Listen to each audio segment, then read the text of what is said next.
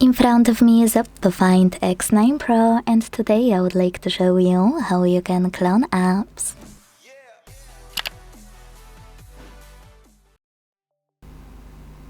First of all, go into Settings and scroll to hit Apps available here. Now tap on App Cloner, hit Agree and Continue, and then click on one of your apps you wanna clone. You can find them by clicking on one of those right away, or what most people miss, by tapping on Other Apps section. Either way, tap on any app you wanna clone. Use gray switcher next to Create App Clone. And wait!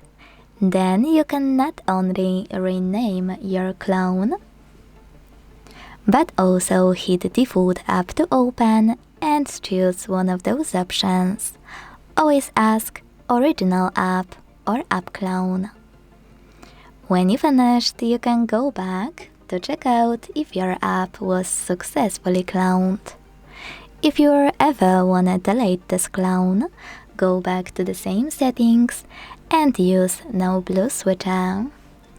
Then confirm your choice in the pop-up. Thanks so much for watching. If you enjoyed this video, leave a like, comment and subscribe. Bye!